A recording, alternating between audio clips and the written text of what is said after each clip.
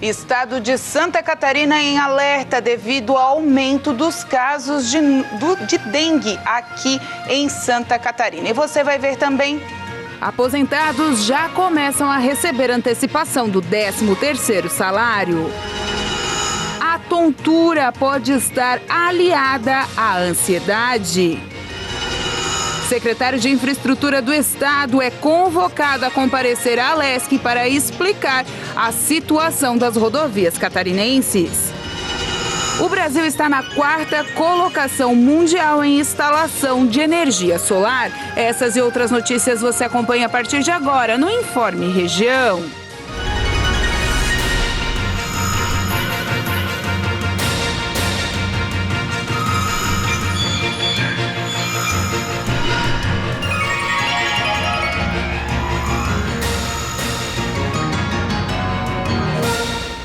Olá, hoje terça-feira, 26 de abril de 2022.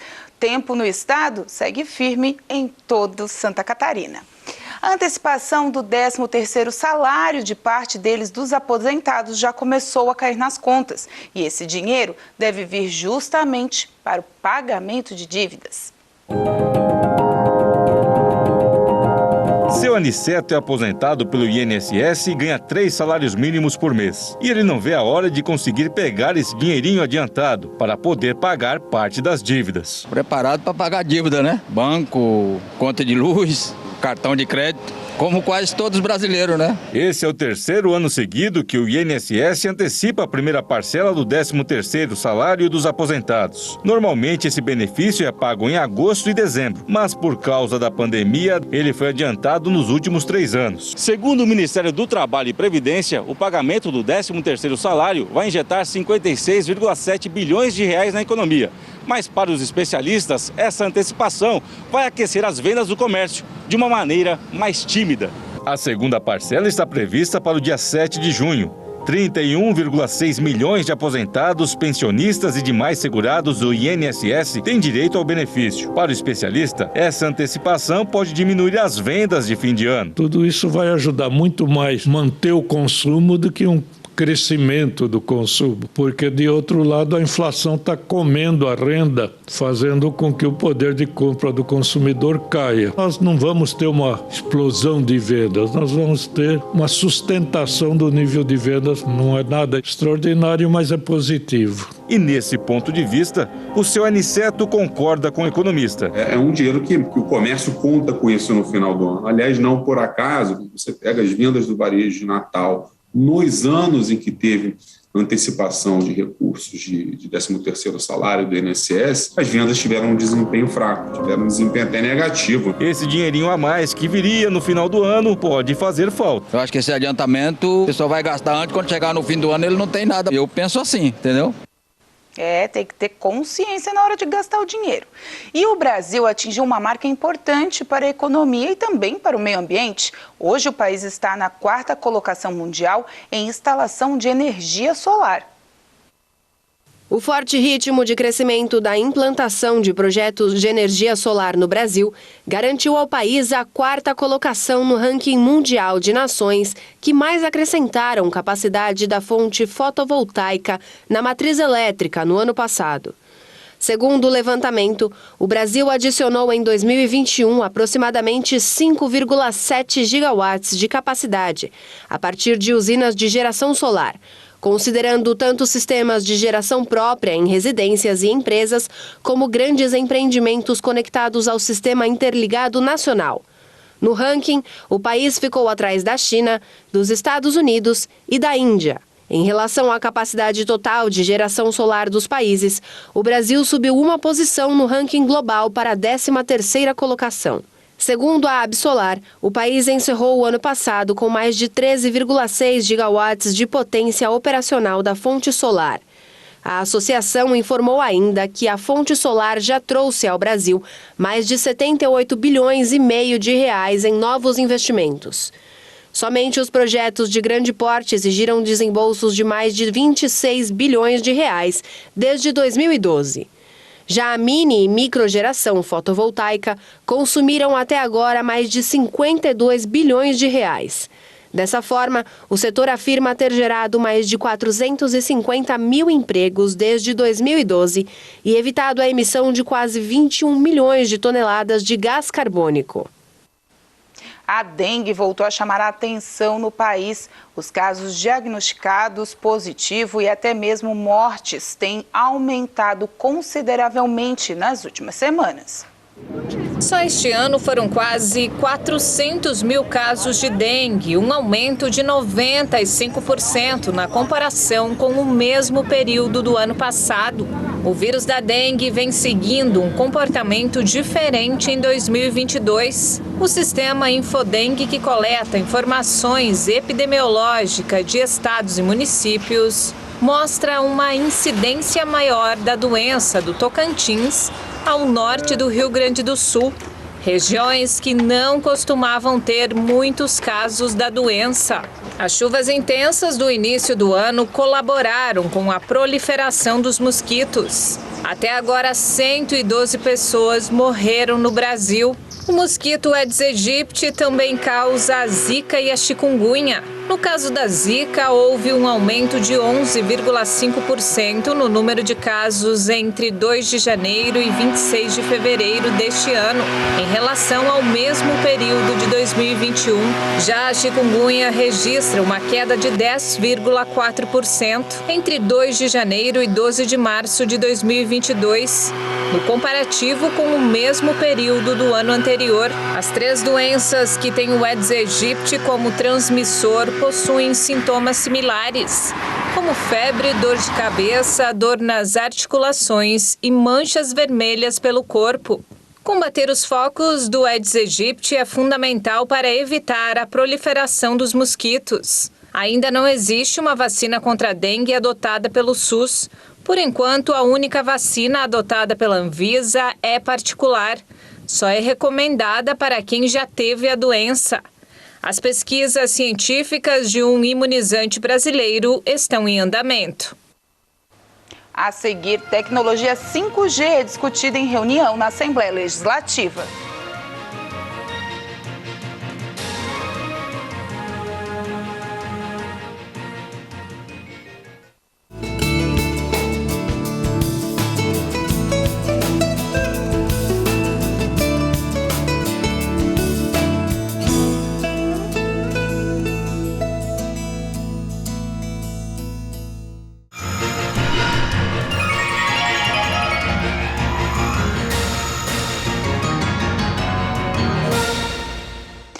Você sabia que alguns casos de tontura podem ser desencadeados pela ansiedade? Em abril tem um dia dedicado ao tratamento da tontura e a data foi criada para incentivar o correto diagnóstico e o tratamento e os sintomas.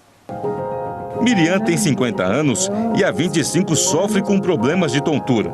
Nesse período, ela procurou vários especialistas que nunca chegaram a um diagnóstico. E isso tem atrapalhado e muito a vida da auxiliar administrativa. Eu sinto o quarto rodando como se eu estivesse naqueles brinquedos que giram em alta velocidade.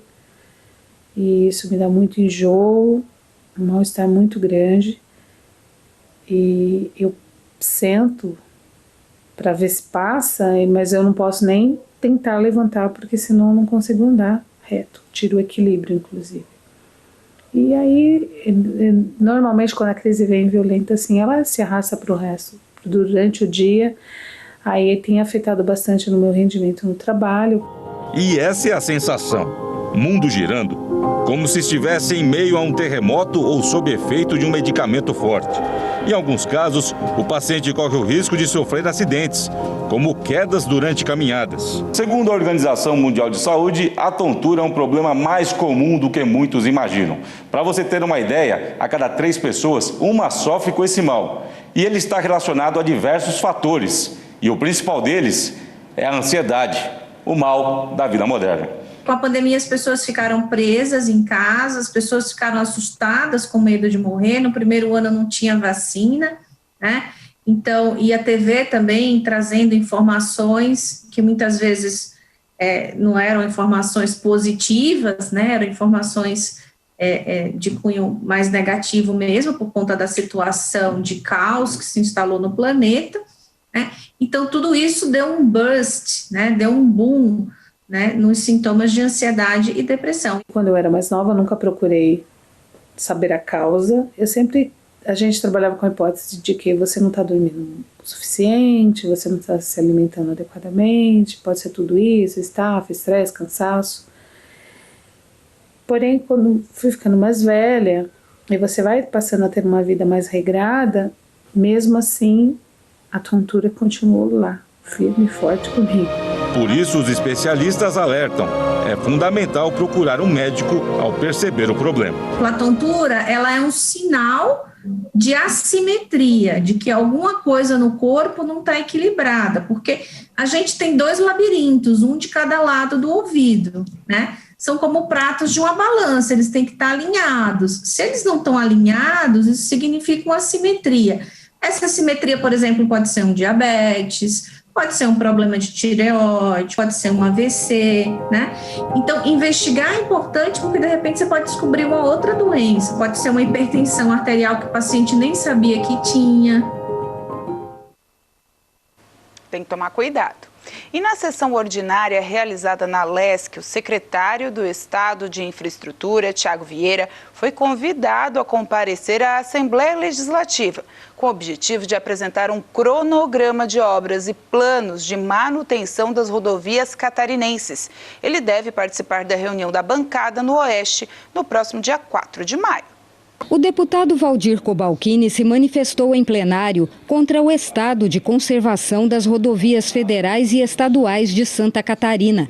O parlamentar citou um estudo realizado pela Confederação Nacional do Transporte que aponta o trecho da BR-163 entre São Miguel do Oeste e Dionísio Cerqueira como o pior trecho de rodovia pavimentada do Brasil. São 59 quilômetros considerados em péssimo estado de conservação, tanto na pavimentação como na sinalização e geometria, o que dificulta ultrapassagens e visibilidade nas curvas, por exemplo. Mas o deputado aproveitou para alertar que várias outras rodovias, tanto federais quanto estaduais, estão em situação precária. De acordo com o mesmo estudo, 7 de cada 10 quilômetros das principais rodovias do estado estão em más condições. A CNT estima a necessidade de investimento de quase 3 bilhões de reais para fazer a recuperação. Por isso, o deputado decidiu convidar o secretário de Estado da Infraestrutura, Tiago Vieira, para participar da reunião da bancada do Oeste, onde ele deverá apresentar cronograma de obras e programa de manutenção das estradas. Infelizmente, os buracos se acumulam nas nossas rodovias, provocando muitos prejuízos, acidentes fatais que têm se acumulado no nosso estado. Me refiro às rodovias federais, quanto às rodovias estaduais. Nós fizemos um convite ao secretário Tiago Vieira, convite que foi aceito, data que está marcada, do dia 4 de maio, numa reunião com a bancada do Oeste, mas que ela pode ser estendida para o plenário da Casa para que apresente um relatório das obras que estão sendo executadas, dos cronogramas de lançamento de obras, sejam de obras de implantação, de construção, mas também de obras que precisam de manutenção. O deputado também lembrou que as obras em rodovias federais estão sendo realizadas de forma morosa graças a recursos estaduais que a Assembleia autorizou destinar para duplicação e melhorias nessas estradas, que, de acordo com ele, não vem recebendo investimento federal. Vários outros parlamentares pediram a parte para prestar apoio ao pronunciamento do deputado Cobalcini, que quer respostas dos responsáveis pela manutenção das rodovias. Nós precisamos ter essas informações e penso que o Estado tenha números para apresentar, mas a gente tem que ter a capacidade de ver de cima para baixo, saber o que está acontecendo em Santa Catarina, seja em relação ao Estado, também em relação ao governo federal, e para isso nós também vamos fazer um convite ao superintendente do DENIT em Santa Catarina, para que nos apresente um cronograma das ações que estão sendo desenvolvidas. A Comissão de Economia, Ciência, Tecnologia, Minas e Energia promoveu uma reunião para debater a implantação da tecnologia 5G no estado. Participaram representantes das operadoras de telefonia, a Celesc, o governo do estado e a Prefeitura de Florianópolis. A Comissão de Economia, Ciência, Tecnologia, Minas e Energia promoveu uma reunião por videoconferência sobre a implantação da tecnologia 5G no estado.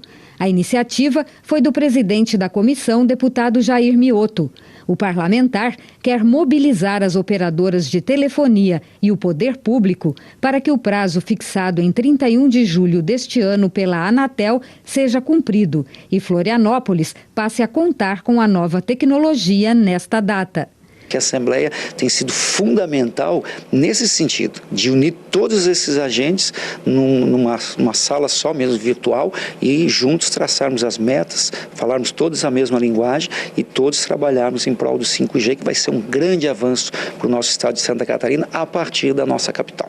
Durante a reunião, os representantes das operadoras explicaram que para a tecnologia 5G virar realidade no final de julho na capital catarinense, é preciso cumprir uma série de etapas que já estão sendo encaminhadas. Entre elas, a limpeza da rede onde a tecnologia será instalada e que hoje é ocupada pela TV por satélite, e a implantação de uma estação radiobase para cada 100 mil habitantes. Em julho, as capitais receberão aí os primeiros sinais 5G. É importante salientar que para isso é necessário que se faça uma limpeza de espectro na faixa de 3.5, que é a faixa onde a TIM vai operar de maneira massiva. Então essa faixa tem a previsão que seja essas antenas parabólicas sejam a gente tem essa limpeza em junho, para que em julho a gente esteja com o sinal em Florianópolis. Temos outras questões legislativas que dizem respeito à restrição para a instalação de estações radiobase, que recentemente foi resolvido em Florianópolis. Teremos ainda pela frente a regulamentação dessa lei, que deve vir em breve pelo Executivo, mas em se tratando do primeiro item do cronograma e falando de Florianópolis, a gente acredita que os nossos entraves estejam resolvidos. Cada município terá que preparar legislação própria para viabilizar a instalação da tecnologia 5G. O representante da Prefeitura de Florianópolis participou da reunião de forma presencial e garantiu que na capital a legislação necessária já está encaminhada. Nós temos por obrigação criar uma legislação municipal adequada à legislação federal, e isso já foi feito em Florianópolis no final do ano passado. Agora está sendo preparado o decreto e um edital de chamamento público ao qual liberará as áreas públicas para serem instaladas essas antenas do 5G. Então o nosso papel primordial da Prefeitura e a importância da Prefeitura de Florianópolis que dá esse papel do 5G é de não criar entraves, auxiliar as operadoras que possam fazer os investimentos que são privados, não são investimentos públicos, a se instalar rapidamente o 5G na cidade de Florianópolis. Depois da capital, as operadoras deverão obedecer um extenso cronograma que vai até 2030 para a implantação da tecnologia 5G em todas as regiões de Santa Catarina, começando pelos municípios maiores até chegar a todas as cidades. Na Assembleia Legislativa, já tramita uma lei de autoria do deputado Jair Mioto para viabilizar a implantação da tecnologia no estado. O parlamentar informou que está acompanhando todo o processo de implantação. No próximo dia 9 de maio, ele participa de reunião técnica na ACAT, Associação Catarinense de Tecnologia, e para junho convocou nova reunião da comissão sobre o tema. O parlamentar quer evitar atraso no lançamento da nova tecnologia, transformando o dia 31 de julho num grande acontecimento em Florianópolis. Nós focamos muito nisso, que haja então esse start, esse início, esse lançamento para o mês de julho. Vamos ter outra reunião na CAT dia 9 e mais uma reunião na comissão em junho para ver se juntos todos conseguimos cumprir essa meta e venha acontecer aqui em Santa Catarina a partir de julho, começando com Florianópolis. E vamos conferir agora as vagas de emprego que são destaque no site da ASIC. uma vaga de vendas por telefone, uma vaga de analista de implantação, 10 vagas de desenvolvedor de sistemas, uma vaga de atendente, uma vaga para encarregado de depósito, uma vaga de assistente de RH, 6 vagas de consultor de vendas, 4 vagas de padeiro e ajudante de padeiro, 6 vagas de vendas internas, uma vaga de vendedor em ótica, uma vaga de supervisor de logística, 2 vagas de assistente de custos, uma vaga de auxiliar administrativo, 2 vagas de eletricista eletrotécnico, uma vaga de auxiliar de departamento fiscal, uma vaga de auxiliar administrativo de licitação, uma vaga de estoquista, uma vaga de estágio administrativo, uma vaga de serralheiro soldador, uma vaga de secretário escolar, 2 vagas de auxiliar de cobrança. Essas e outras vagas estão disponíveis no site da SIC, rededetalentos.com.br. A seguir, a dengue causa preocupação no estado e na região.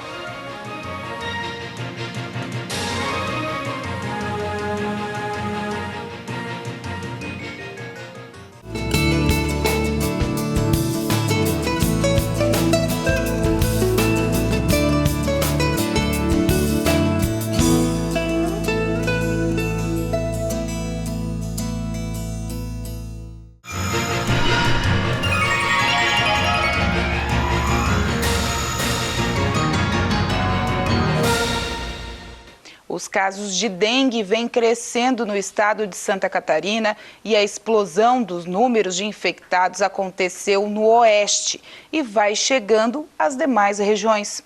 O laboratório responsável pelas análises dos exames está sem reagente para a confirmação dos diagnósticos. As agentes de saúde dos programas de endemia são incansáveis na busca por focos do mosquito Aedes aegypti, o transmissor da dengue, zika, chikungunya e febre amarela.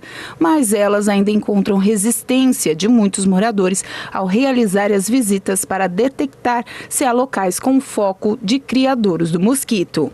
Infelizmente, as pessoas ainda não nos deixam entrar. É muito importante porque nós temos dentro da área de foco, né? A gente considera uma área de risco, então falta só a conscientização. Nós somos pessoas que estamos aqui para conscientizar, incentivar, instruir as pessoas da importância do nosso trabalho de conscientização.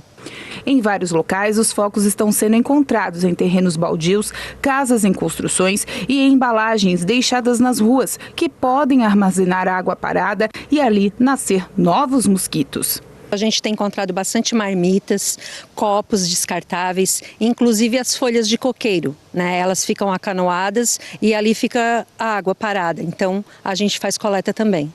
33 municípios catarinenses hoje vivem endemia de dengue, de acordo com o último boletim divulgado pela Secretaria de Saúde. Já são 16 o número de mortos no estado e, ao todo, são 17.602 casos autoqutones transmitidos dentro do próprio estado, distribuído em 87 municípios catarinenses.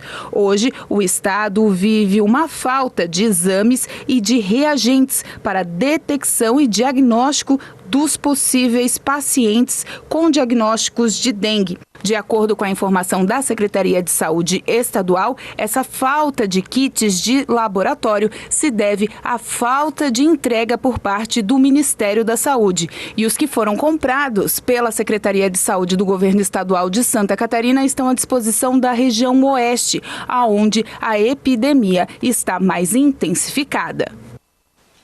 Então, cuidado com tudo quanto é potinho, tudo que possa acumular água, porque a situação está cada vez mais alarmante no nosso estado e também na nossa região. No município de Sara, 3 casos estão em investigação, sendo um de uma criança de 9 anos. E com essa informação a gente encerra o Informe Região desta terça-feira. Lembrando para você que essas e outras notícias você acompanha nas nossas redes sociais, @TV Primavera, no Instagram, Facebook e também no nosso canal do YouTube. A todos vocês uma boa noite, até amanhã.